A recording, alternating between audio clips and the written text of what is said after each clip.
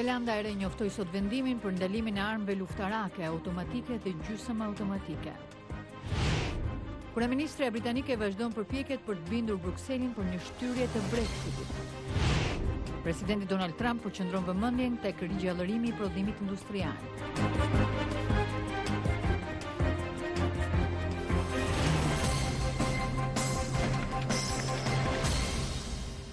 Mirëmbrëma dhe mirë se vini në programin e Zërit Amerikës Ditari, unë jam Menada Zaimi. Në këtë emision do të ndiqni, në Shqipëri opozita zhvilloi sot protestën e radhës përpara parlamentit, ku nuk munguan dhe momentet e tensionit. Presidenti i Serbisë, Aleksandar Vučić, thotë se dështimi për të rifilluar bisedimet mes Kosovës dhe Serbisë për normalizimin e marrëdhënieve mund të destabilizojë rajonin e Ballkanit Perëndimor. Gjithashtu do të kemi edhe një intervistë nga New Yorku me regjisorin dhe skenografin Andis Gjoni.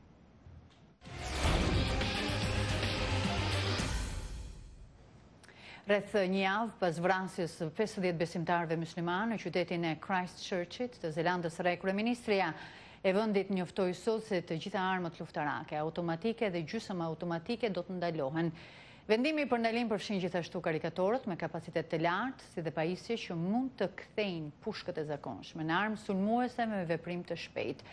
Zonja Ardnen njoftoi gjithashtu një skemë blerje në shkallë të gjerë për të inkurajuar ata që kanë në pronësi armë të tilla të dorëzojnë ato tek autoritetet. Parlamenti pritet ta miratojë vendimin në mesin e muajit prill.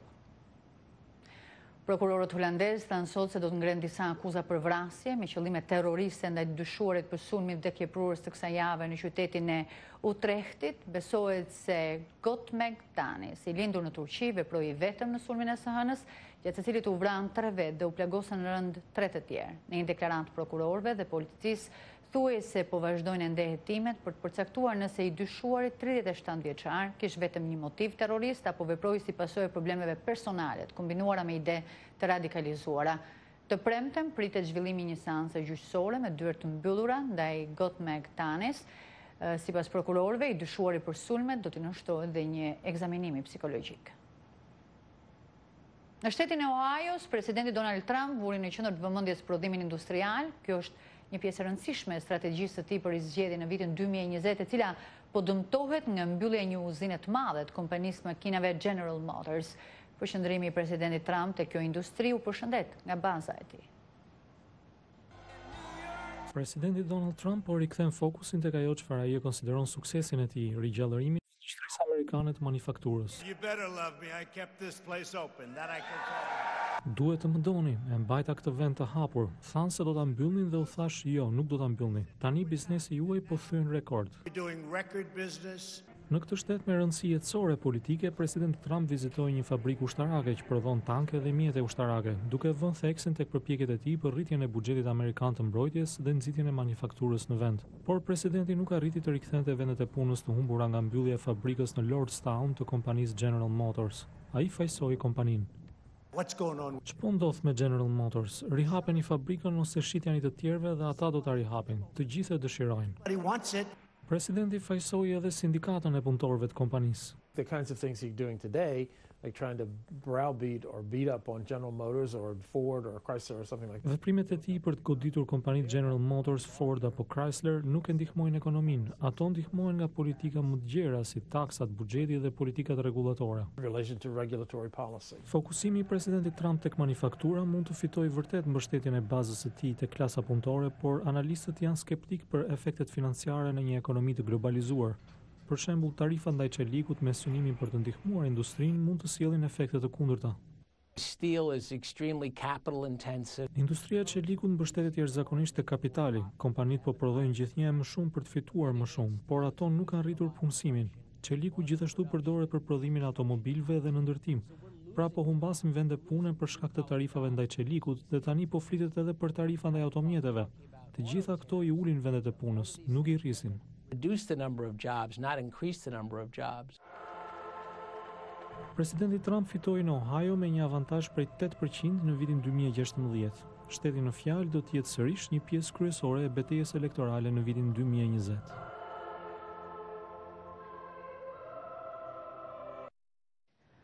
Kryeministrja britanike Theresa May po përpiqet sot të bindë krerët e Bashkimit Evropian në Bruksel të miratojnë një vendim për zgjatjen me 3 muaj të largimit britanisë nga Bashkimi Evropian për shtyrjen e afatit të Brexitit, paracaktuar të ndodhë më 29 mars, kërkohet miratimi të 27 të vendeve anëtare të tjera të Bashkimit Evropian. Një votim për këtë çështje nuk ka gjasa të ndodhë deri javën e ardhshme.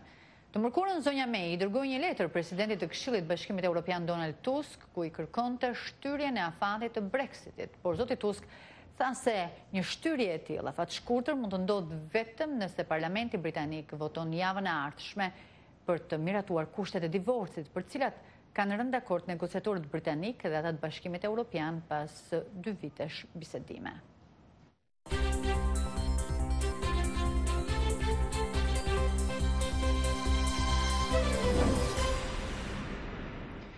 Në Shqipëri, opozita zhvilloi sot protestën e radhës përpara parlamentit, i mbledhur në seancën e zakonshme të tij. Për gati 4 orë mbështetësit e saj qëndruan përballë hyrjes kryesore, ku nuk munguan dhe momentet e tensionit pas disa përpjekjesh të përsëritura për të çarë kordonin e sigurisë. Protesta u mbyll pas një ndelese në drejtorinë e policisë Tiranës, ku drejtuesit e opozitës kërkuan lirimin e një grupi të rish të ndaluar gjatë paradites. Për më shumë, Armand Mero, korrespondenti ynë nga Tirana. Godina e parlamentit ishte sërish sot rrethuar nga forca të shumta të policisë, të cilat kishin bllokuar dhe hyrjet e rrugëve anësore që të çojnë drejt tij. Ndërsa në sallë nisi seanca jashtë, opozita ishte grumbulluar në protestën e radhës. Për afro 4 orë mbështetësit e saj qëndruan para hyrjes qendrore me thirrjet për largimin e kryeministrit Edi Rama. Edhe këtë herë nuk munguan momentet e tensionit, ndërsa pati disa përpjekje të përsëritura të grupeve të protestuesve për të çarë kordonin e policisë.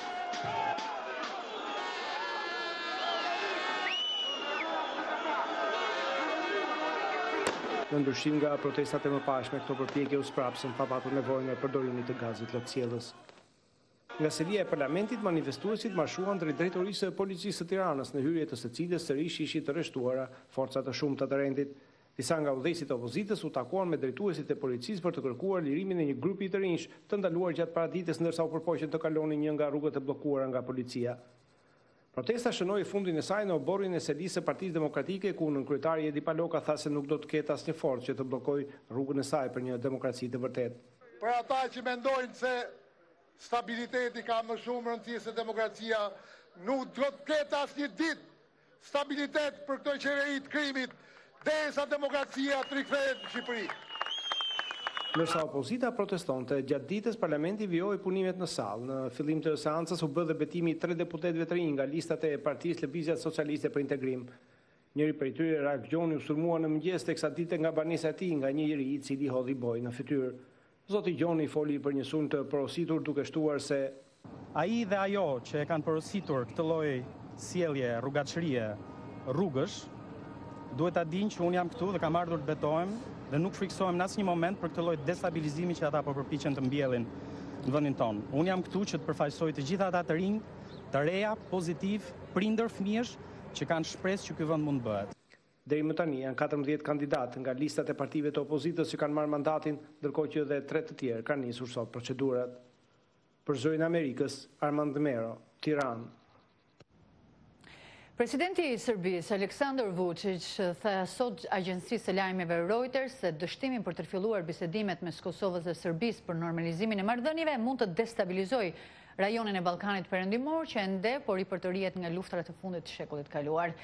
Një marrëveshje mes 2 vendeve është kush për integrimin evropian, por presidenti serb tha se ajo ende duket e largët. Materialin e përgatitur për transmetim korrespondenti ynë, Besim Abazi.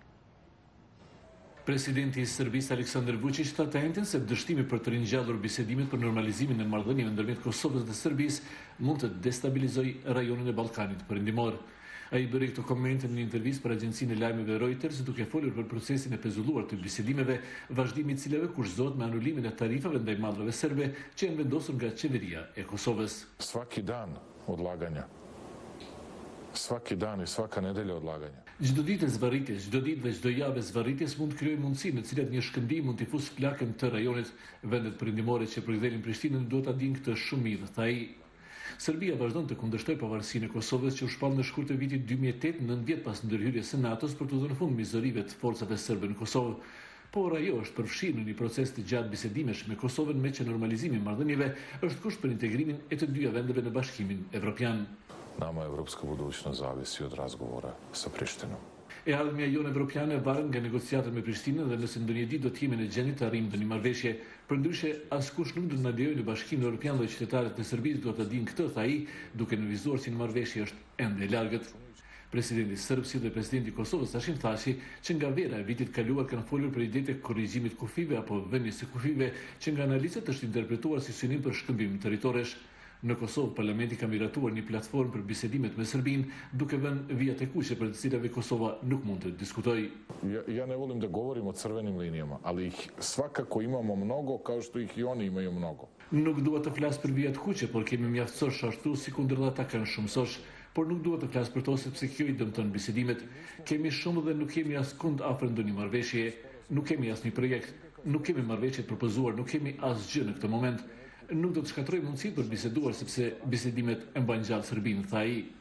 Presidenti serb shfaqi bindje se së shpejti mund të ketë disa nisma të reja gjermano-franceze rreth kësaj çështje. Tash për tash nuk ka asnjë lëvizje që flet për vazhdimin e bisedimeve, ndërsa Beogradi ngul këmbë në anulimin e tarifave, ndërsa qeveria e Kosovës refuzoi edhe turistëninë amerikane për pezullimin e tyre, duke kërkuar garanci se bisedimet do të përmbyllen me njohje të ndërsjellë në kufit ekzistues të Kosovës. Për Zërin e Amerikës, Besim Abazi. Në Kosovë, ministri I jashtëm malazez tha se vendi I tij do të përkrahë çdo marrëveshje për cilën pajtohet Kosova dhe Serbia, por tërhoqi vërejtjen se shkëmbimi territorëve në Ballkan nuk është gjithmonë një ide e mirë. Ai bëri këto komente gjatë një vizite në Prishtinë. Njofton kështu korrespondenti ynë Leonard Sheu. Ministri I jashtëm I Malit të Zi, Srdjan Darmanović, tha sot se vendi I tij përkrah çdo marrëveshje për të cilën pajtohen Kosova e Serbia dhe se Malizi nuk përzihet në çështje të brendshme të dyja vendeve. Ai bëri këto komente në Prishtinë pas takimit me udhëheqës të institucioneve të Kosovës.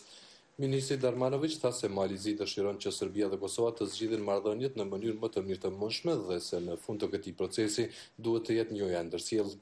Por sipas tij, idetë për prekje kufish në Ballkan asnjëherë nuk janë të mira.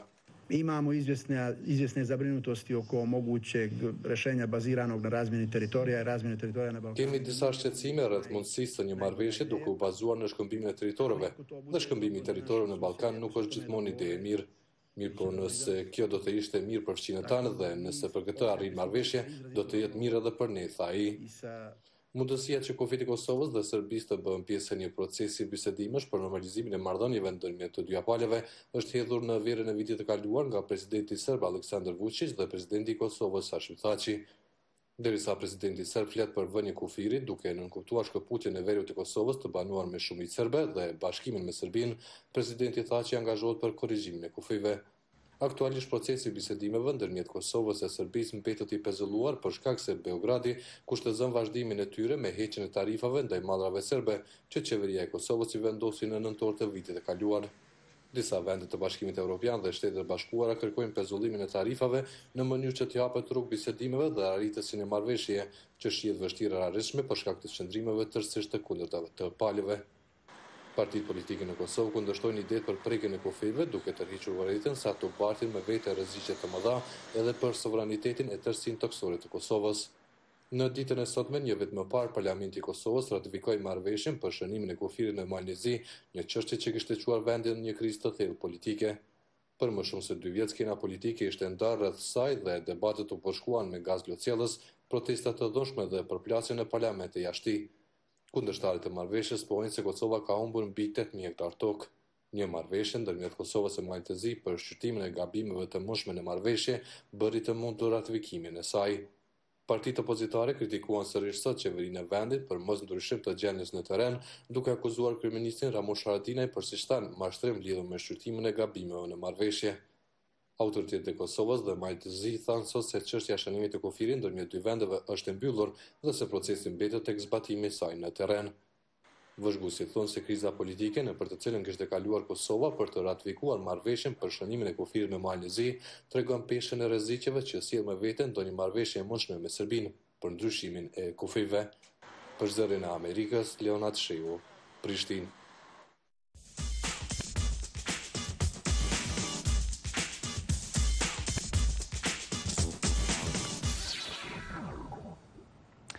Finlanda është klasifikuar si vendi më i lumtur në botë për të dytin vit me radhë. Në një raport të ri të Kombeve të Bashkuara edhe vendet të tjera nordike si Holanda, Zvicra, Kanadaja, Zelanda e Re dhe Austria hyn në 10 vendet më të lumtura të botës. Mes 156 janë përfshirë në këtë anketë.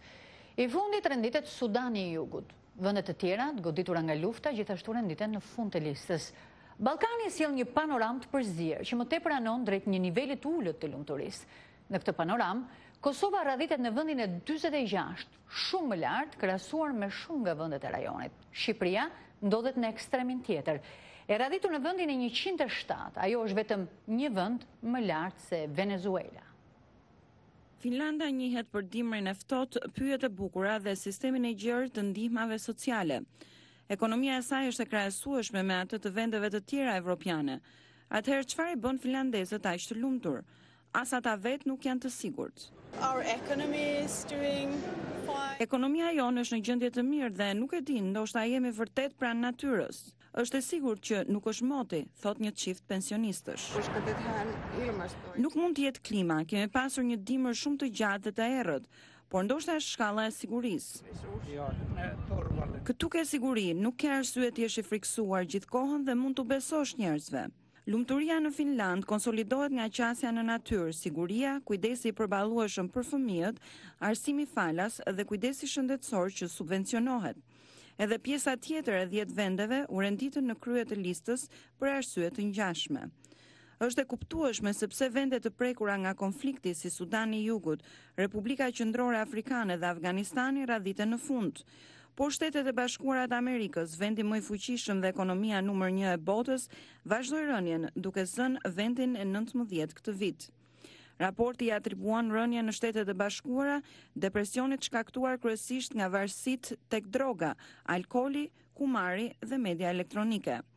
Vendet që kanë pasur rritjen më të madhe dekadën e fundit janë në Evropën qendrore dhe lindore, Afrikën nën-sahariane dhe disa në Amerikën Latine. Jemeni, India, Siria, Botswana dhe Venezuela kanë pësuar rënien më të thellë. Raporti analizon faktorët që mund të ndikojnë tek lumturia e një vendi, si prodhimi ekonomik, mbështetja sociale, qeverisja, jetëgjatësia e shëndetshme, mungesa e korrupsionit dhe bujaria. Raporti arrin në përfundimin se njerëzit ndjehen më të lumtur kur ndihmojnë të tjerët, por nëse e bëjnë këtë me dëshirën e vet. Koha në rritje kushtuar mediave sociale është e lidhur me rënien në nivelin e lumturisë, sidomos mes adoleshentëve. Njerëzit e lumtur janë më të prirur të votojnë për udhëheqësit aktual. Rritja e mbështetjes për politikanët populist mund të jetë rezultati i aftësisë së tyre për të tërhequr votuesit e pakënaqur. Raporti thekson se ka shumë faktorë që përcaktojnë nivelin e lumturisë së një vendi dhe nuk ka një shpjegim të thjeshtë për të gjithë ata. Duhet i kujtosh vetes kurdo që të ankohesh për kohën se jemi vërtet të lumtur këtu. Jemi duke shkuar të pim çajin e pasdites. Një gjë duket se është e qartë, koha me diell nuk është garanci për lumturinë.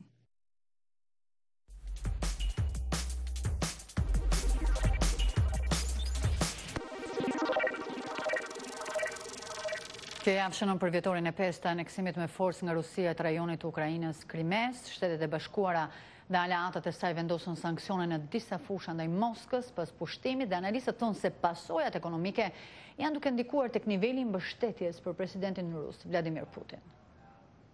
Ata u quajtën njerëzit e vegjël të gjelbërt, luftëtar të armatosur rënd me uniformat të panjohura, të cilët 5 vjet më parë sulmuan ndërtesat qeveritare dhe ushtarake të Ukrainës në Krime.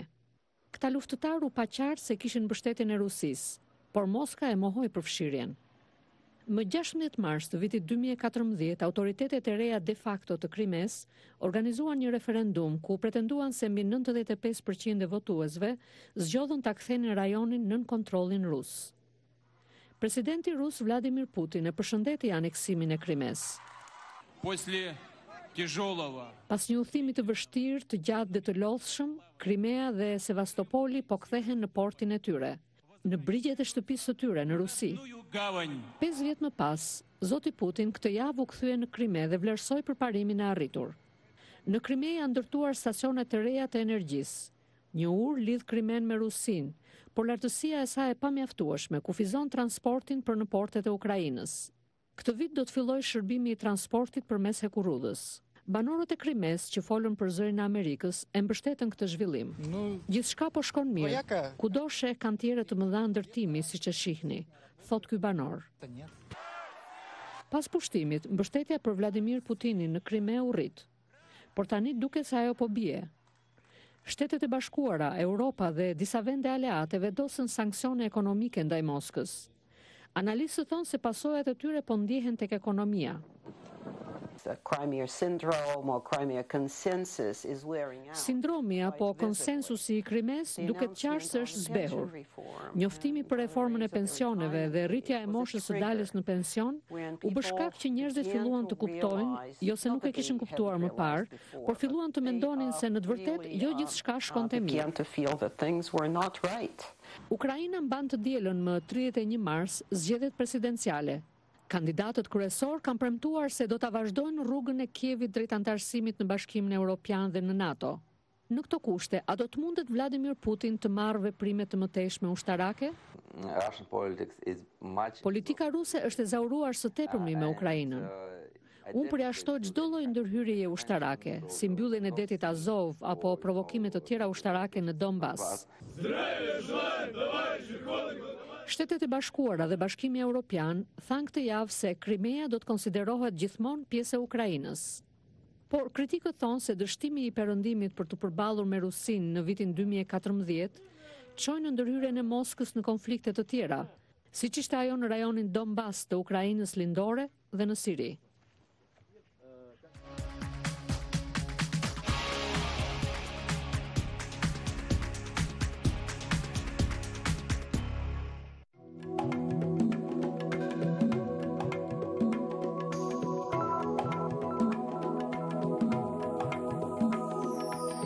Në datën 22 publikohet libri Pasioni për skenën me autor, regjisorin dhe skenografin Andis Gjoni. Zoti Gjoni njihet për aktivitet të dëndur në fushën e teatrit në New York. Skenografitë e tij janë të shumta, ai është nderuar me çmime nga bota e artit. Nga puna e tij mund përmendjem realizimin e skenës operas Hansel and Gretel në Operën Shtetërore të New Jersey apo skenografinë e premierës botërore të operas Villa Diodati. Vlen gjithashtu të përmendet bashkëpunimi me regjisor të ndryshëm dhe vlerësimet për punën e kryer nga kritika e specializuar. Do të kemi në këto momente një bisedë të drejtë për drejtë me zotin Gjoni nga studio e Zërit Amerikës në New York. Zoti Gjoni, përshëndetje. Përshëndetje. Thuhet zoti Gjoni se artisti e tregon me punën e tij gjëra që të tjerët kanë frikë t'i rrëfejnë. Çfarë ju ka frymzuar ju në krijimin e skenografive dhe sa të guximshme kanë qenë punët tuaja? Së pari desha t'ju falenderoj për ftesën edhe për këtë mundësi që të shpreh arritjet e kulturës shqiptare, do të them edhe nëpërmjet punës time këtu në New York. Krijimi i skenografive dhe i veprave teatrore ka qenë një pasion i përhershëm i imi. Gjithmonë gjatë gjithë jetës unë jam rritur, le të themi, pranë skenës, pranë artit, pranë teatrit, i lidhur edhe me aktivitetin e prindërve të mi artist, dhe kjo ka ardhur natyrshëm, kështu që nuk ka ekzistuar frika, si të thuash, megjithatë çdo shfaqje, çdo realizim ka atë bukurinë e vet, ka atë të papriturën e vet dhe është reagimi publikut i cili na jep atë satisfaksionin e një realizimi të suksesshëm. New York City në fakt konsiderohet si destinacion kryesor për adhuruesit e teatrit dhe prej fillimit viteve 1900 qyteti ka shërbyer si një kryqëzat për dramaturgët e mëdhenj të vendit dhe për këtë shkak ofron një skenë dinamike dhe të pasur. Nisur nga përvoja juaj, të cilën ju e rrëfeni dhe në libër, do t'ishte me shumë interes të dinim se sa e vështirë ka qenë për ju të çani në këtë fushë ku konkurenca është e fortë. Nuk është e lehtë, megjithatë edhe titulli i librit prandaj është e kam menduar ta quaj Pasioni për skenën, sepse në kohën kur njeriu punon, artisti punon me pasion, me dedikim për të arritur ato objektivat e veta,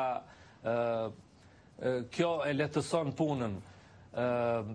Është edhe një shprehje, një filozofi amerikan shumë interesante, i cili thotë sa më shumë punoj, aq më shumë fat më duket se kam në punën tim edhe në profesionin tim.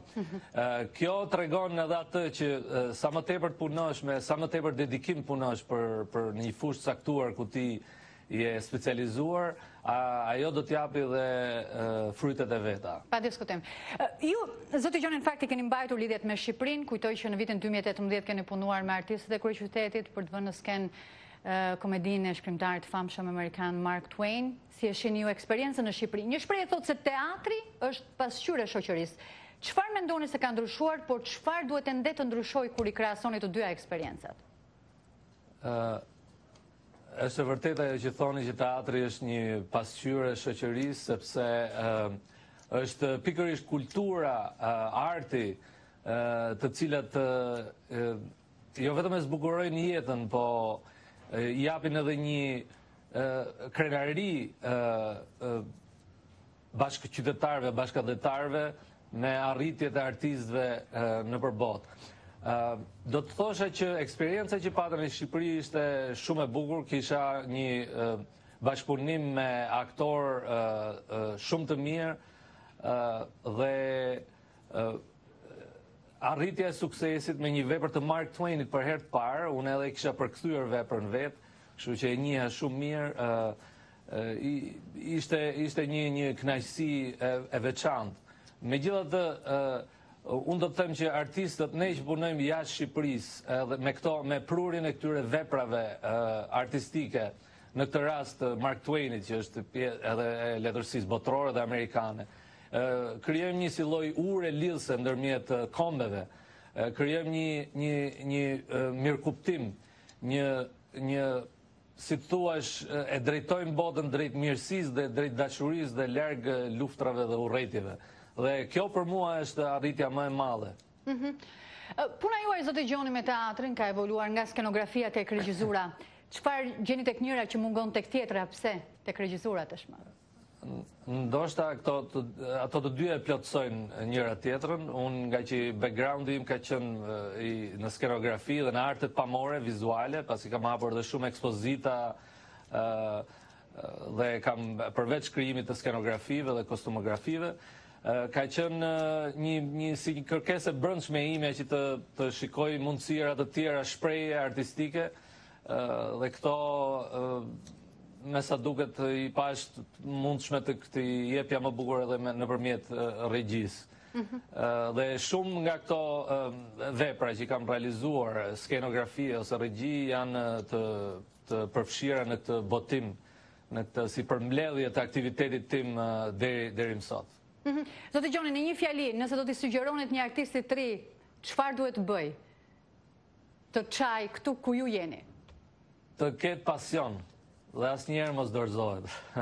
Pa diskutim që pasioni i mbajnë gjallë artistët. Faleminderit zoti Gjoni, faleminderit për këtë intervistë drejt për drejt nga New Yorku. Ndërkohë, të nderuar teleshikues, e kemi përfunduar këtu në fakt edhe këtë edicion informativ. Këto ishin materialet e përgatitura për ditarin e sotëm. Më duhet ju kujtoj që ditari mund të ndiqet drejt për drejt në faqen tonë të internetit, zëriamerikës.com, por gjithaq edhe në Facebook. Ju uroj të gjithëve natën e mirë dhe mirupafshim.